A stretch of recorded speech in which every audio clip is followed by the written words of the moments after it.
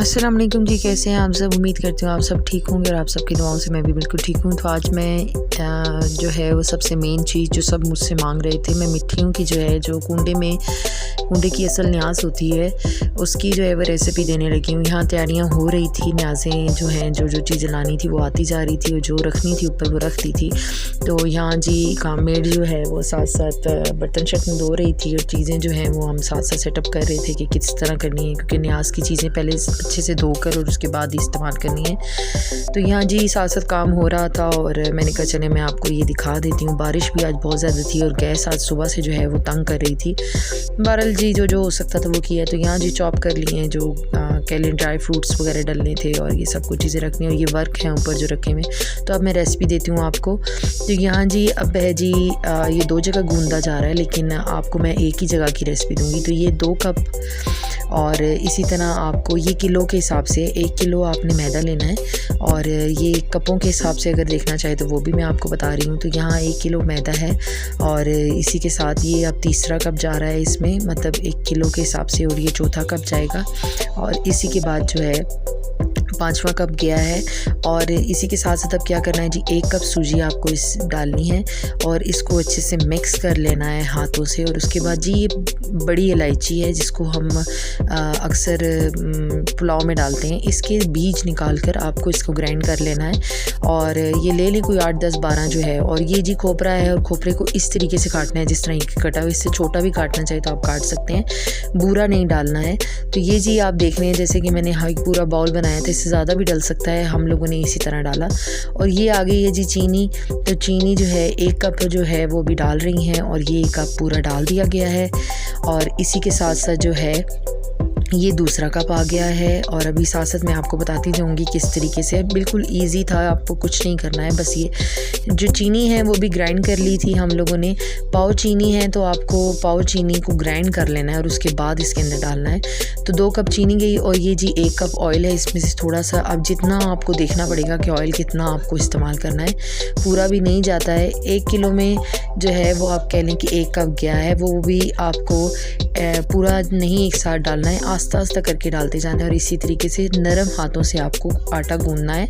बहुत ज़्यादा जो है वो फोर्स नहीं इसके ऊपर डालनी है कि भी फोर्स डाल के आपको गूंदना है। तो यहाँ जी आप दूध जो है पाव के जो है वो 2 पैकेट ले लीजिए और इसको नीम सा गर्म कर लीजिए। और घी भी जो है वो मैंने कह लें कि आधा पाव लिया था, और मतलब आधा पाव लिया था और उसको मेल्ट कर लिया था, तो फिर वही डला था 1 कप के हिसाब से। अभी कप के हिसाब से बता रही हूँ। तो यहाँ पर जी 2 पाव वाले पैकेट जो हैं वो मैंने दूध के लिए थे और आस्ता आस्ता करके जिस तरीके से डाली जा रही है इसी तरीके से दूध डालना है। और जिधर आप समझेंगे कि मैं आपको साथ साथ दिखाऊंगी कि इसकी कितनी सी मिकदार रहनी चाहिए और कितना रहना चाहिए। और उसके बाद आपको तो ये देखें जिस तरीके से ये कर रहे हैं, आपको हाथों की और तेली की मदद से इसको इस तरीके से अच्छे से कर लेना। तो ये देखें जी आस्ता आस्ता वो दूध डालते हुए हमें उसमें से, अभी पाव के 2 डब्बे थे लेकिन उसमें से भी दूध जो है वो बच गया था थोड़ा बहुत। और ये देखें जी जैसे कि किया जा रहा है इसी तरीके से आपको ना। और साथ साथ जो ऑयल हमने अपना भी थोड़ा सा छोड़ा था वो हाथ पे लगाते जाना है। और जैसे कि आप देख रहे हैं आस्ता आस्ता करके ऑयल को हाथ पे लगाएं और उस ऑयल की मदद से आस्ते हाथों से, सिर्फ बहुत ज़्यादा आटे को फोर्स नहीं करना जिस तरह हम नॉर्मल आटे गूंदते हैं, इसका आटा और तरीके से गूंदता है। तो ये देखें किस तरीके से गूंदा जा रहा है, आपको इसी तरीके से गूंदना है। और गूंदने की ये देखें और हाथ पे ऑयल थोड़ी थोड़ी देर बाद लगाते रहना है और इस ऑयल से आपको इस तरीके से करना है ताकि ये जो है अपनी जगह छोड़े भी ना और अच्छे से कर लें। और उसके बाद ये देख लें आपको जैसे कि मैं बता रही हूँ कितना नरम है और किस तरीके से आपको इतना ही नरम रखना है। और उसके बाद इस तरह इसके जिस तरह पेड़े की तरह होते हैं इस तरह आप बना लीजिए और इसको आधे घंटे के लिए छोड़ दीजिए। और आधे घंटे के लिए छोड़ने के बाद ये जैसे कि आप देखने पड़े और आ जाएँ जी। अब आधे घंटे बाद एक पेड़ा लें, आप उसको अच्छे से ऑयल लगा लें जिस जगह पर भी आपको करना है। ये साफ़ शेल्फ थी बिल्कुल। और इसके ऊपर जी अब आपको इस तरह पेड़ा बना के, और अब इसको पेड़े को जितनी पतली बेलेंगे और शेप देंगे उतना ही अच्छी ये बनेगी। बहुत बड़ी बनाने की ज़रूरत नहीं है और बहुत मोटी बनाने की ज़रूरत नहीं है, नहीं तो ये फूल जाएगी और फूल के फट जाएगी। तो बराए मेहरबानी कोशिश कीजिएगा। तो मैं इस बार शेप पर लाई थी कि जी मैं ये बनाऊंगी, तो इससे बहुत छोटी बन रही थी, लेकिन हमने कुछ इससे बनाई हैं और कुछ जो है वो हमने ग्लास की मदद से बनाई हैं। मैं आपको सारी शेप्स के इस लिहाज से जो है वो बता दूँगी। तो ऑयल जो है अब आपको चेक करना है, एक छोटी सी गोली डाल के देख लीजिएगा कि वो जिस तरह ही गोली ऊपर आ जाए तो आप समझें कि आपका ऑयल जो है वो गर्म हो चुका है।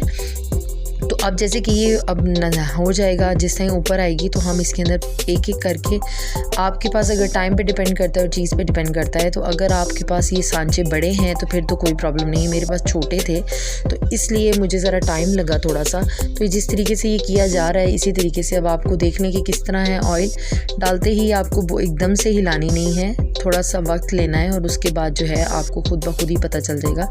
जैसे कि ये देखें कितने अच्छे तरीके से ये इसने अपनी जगह छोड़ दी, और ये जिस टाइम ऊपर आएगी आपको इसको टर्न कर देना है, और टर्न करने की थोड़ी देर ही बाद आपको इसको जिस टाइम ये सुनहरी ब्राउन हो जाए तो इसको आपको उतार देना है, और इसी के साथ ही आपको दूसरी डाल देनी है। अब ये छोटे साइज़ की थी तो हम फर्स्ट चेक कर रहे थे कि अल्लाह खैर करे सब ठीक ठाक है, तो जी सब ठीक था। और इसके बाद ये बहुत अच्छी बनी थी, बीच में से कुछ टूटी हुई हैं लेकिन वो रीज़न हमारा हो सकता है कि हमने ज़्यादा डाली हो या मोटी बना दी हो, तो वो हमारी भी होती है और कुछ होता है इसमें। और ये जैसे कि आप देख रहे हैं कितने प्यारे से, और इसी दौरान जी हैं देखें उसको एक साइड पे रखते हुए हमें दूसरी डाल देनी है। अब आप इसको फ़ौरन ही डाल किसी चीज़ में नहीं रख दीजिएगा, थोड़ी सी देर की प्लेट में डाल के रखिएगा ताकि इसको अंदर जो है वो थोड़ी सी ये नरम रहेगी, और थोड़ी देर बाद ये अपनी जगह सेटल हो जाएगी और सख्त हो जाएगी। बहुत सख्त नहीं होगी लेकिन नरम वाली सख्त होगी, क्रिस्पी सी हो जाएगी और बहुत मज़े की बनी है, एक टेस्ट की जो आपको कहा जाता है। ये सबसे पहले तो हमने इमाम ज़माना की निकाली थी और ये जिस तरह की प्लेट में चली गई है इमाम ज़माना के नाम की, और इसके बाद हम अब ये 3-4 और बनाएंगे, और इसके साथ साथ मैं शेप्स आपको दे रही हूँ सारी, और इसके बाद एक ग्लास की मदद से भी जो है वो हम बना के दिखाएंगे। तो सारी बहुत अच्छी बनी थी, आप इसको ट्राई ज़रूर करिए जिस तरीके से मैंने बताया है। मतलब कि किलो अगर मैदा है तो उसके अंदर 2 कप आपकी चीनी जाएगी, उसके अंदर 1 कप आपका सूजी का जाएगा और बड़ी इलायची जाएगी, वो भी उसके बीज ग्राइंड करके, और इसी के साथ ऑयल जो है वो पाव जाएगा, लेकिन आपको देखना पड़े आधा पाव, मतलब कि आपको देखना पड़ेगा कि अगर 1 किलो का पैकेट एक लेते हैं तो उसको 4 हिस्से करके आप उसमें से जो सबसे चौथा हिस्सा है वो आप घी डालेंगे, लेकिन उसको नॉर्मल है जो कह लें कि हीट पे आपने क्या करना है गर्म कर लेना है। और दूध भी जो है वो आपने 2 पाव के डब्बे लेने हैं और उसको आपने क्या करना है कि नीम गरम सा कर लेना है, बहुत गरम भी नहीं और बहुत कम गरम भी नहीं। तो ये जैसे कि आप देख रहे हैं इसी तरह मैं आप शेप के हिसाब से, और ये 3 शेप मेरे पास थी। अब ये छोटी सी थी लेकिन चलें हम लोगों ने थोड़ी सी इसमें बनाई, और ये जी ग्लास की मदद के तौर लिहाज से जो थी हमारी ये आ गई है, और ये भी बहुत अच्छी बनी थी। और आप जैसे कि देख रहे हैं कि टूटी नहीं है ये भी, इसको बस थोड़ी देर रखना है और उसके बाद आप इसको ऊपर नीचे रख सकते हैं, और किसी देचकी में डाल के, मतलब देच का जो बड़ा होता है उसमें आप डाल के रखेंगे तो ये बहुत अच्छे से रहेंगी। तो होपफुली आपको ये पसंद आएगी, और अगर आएगी तो मुझे रखिएगा अपनी दुआओं में याद। और आज और कल जो भी अपनी न्याज़ बना रहे हैं और आगे बनाएंगे अभी रजब के महीने में, तो मौला उनकी सारी न्याज़ों को जो है अपनी बारगाह में कबूल करे। हमारे घर की न्याज़ भी कल जो होने वाली है वो अल्लाह पाक खैर खैरियत से पूरी करे और खैर खैरियत से गुज़रे।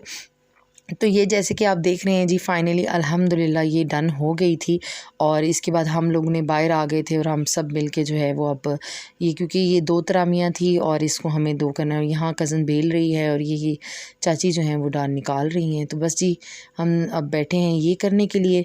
तो लास्ट लुक मैं आपको दिखा दूँगी और इसके बाद मैं करूँगी वीडियो का एंड, क्योंकि इसके बाद हमारे पास टाइम नहीं था। तो ये लास्ट वीडियो है, तो मिलूँगी कल इंशाल्लाह। तब तक के लिए अल्लाह हाफ़िज़।